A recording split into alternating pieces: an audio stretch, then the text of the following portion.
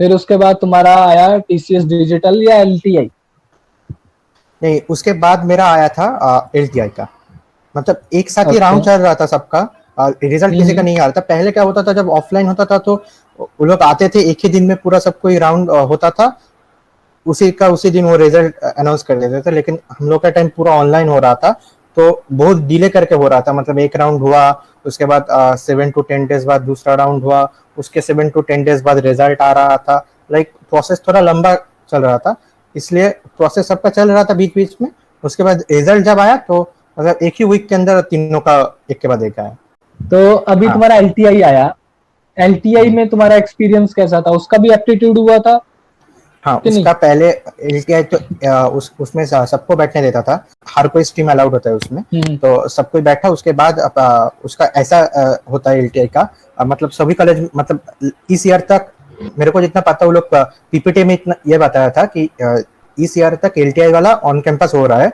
इसके नेक्स्ट साल से वो लोग जैसे टीसीएस का इनक्यूटी होता है उस टाइप का प्रोसेस कर देगा, ताकि कोई ऑन कैंपस डायरेक्टली नहीं जाएगा, वो लोग डायरेक्ट ऐसे फुल कैंपसिंग करेगा। तो अभी तक जो हो रहा था उसमें एलटीआई जब भी कोई कैंपस में आता है इस साल तक, तो शायद आई होप कि नेक्स्ट बार भी ऐसा ही सिस्टम रहेगा कि कॉलेज के ऊपर डिपेंड करके दो लेवल्स होता है उसका। एक होता है लेवल 1, या आप ग्रेड 1 कुछ भी कह सकते हैं, लेवल 2 और ग्रेड 2। तब कॉलेज के ऊपर डिपेंड करते हैं कौन सा में कितना पैकेज दे रहा है। तो एक होता है ग्रेड 1 वाला लो पैकेज और ग्रेड 2 वाला हाई पैकेज। तो उसका सिलेक्शन का क्राइटेरिया ऐसा होता है कि पहले जो एप्टीट्यूड राउंड होता है उसमें से आपको जो क्वांट एलआर डीआई वारवाल ये जो चीज है, इसको तो आपको क्लियर करना ही है। अगर ये चीज आप क्लियर नहीं करोगे तो आप कोई भी लेवल के लिए एप्लीकेबल नहीं हो।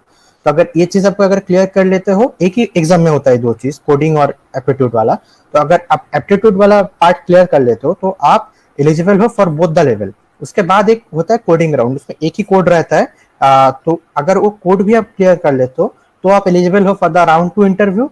और अगर वो कोड नहीं क्लियर कर पाए लेकिन एप्टीट्यूड क्लियर कर लिया, तो आप एलिजिबल हो फॉर द राउंड 1 इंटरव्यू।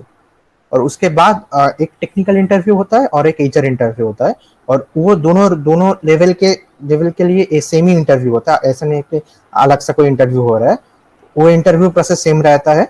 लेकिन अगर आप टोटल मतलब डिफरेंस वही क्रिएट करता है कि अगर पहले राउंड में अगर आप कोड क्लियर कर लेते हो तो राउंड लेवल 2 वाला मिलेगा, अगर कोड नहीं क्लियर करते हो तो लेवल 1 वाला मिलेगा।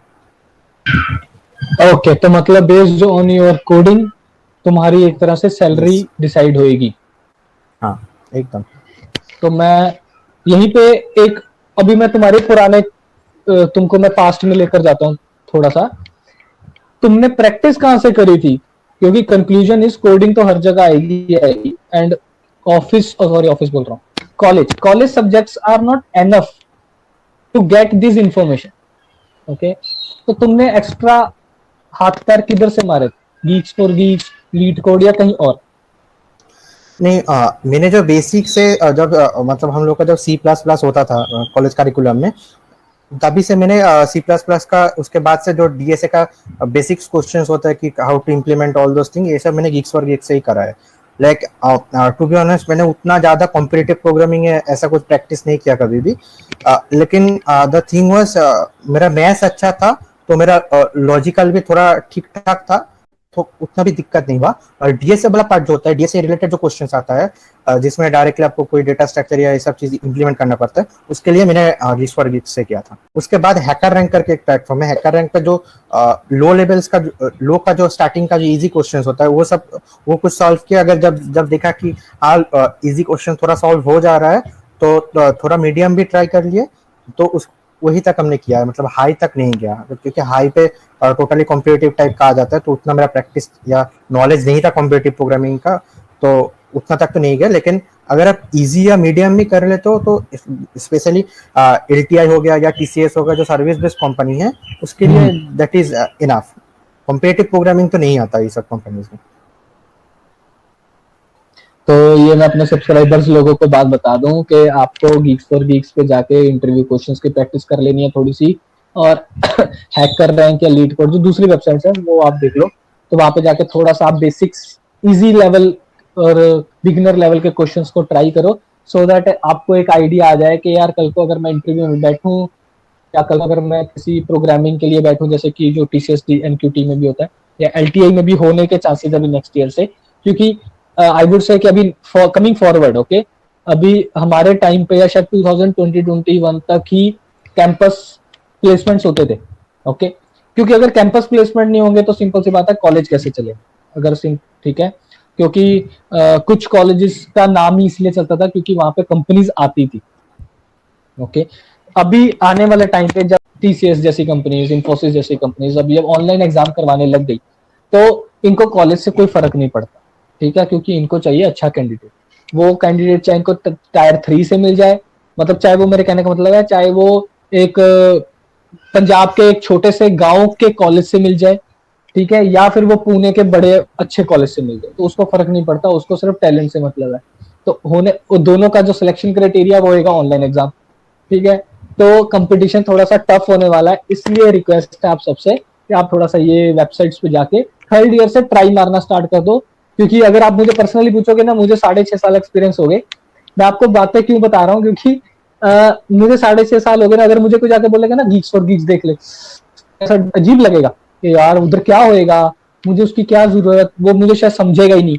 ये सबसे बड़ा एक डिसएडवांटेज होता है कि मुझे समझेगा ही नहीं।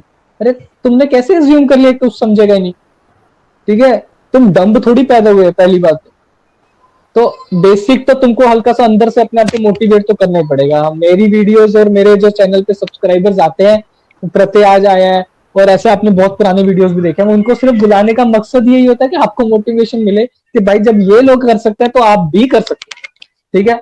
बाकी सब बात इसकी है, किसकी, किस्मत की, किसी को ऑफर मिलेगा किसी को नहीं मिलेगा, बट हार्डवर्क करना, हाथ पैर चलाना, वो तो अपने हाथों की ही बात है।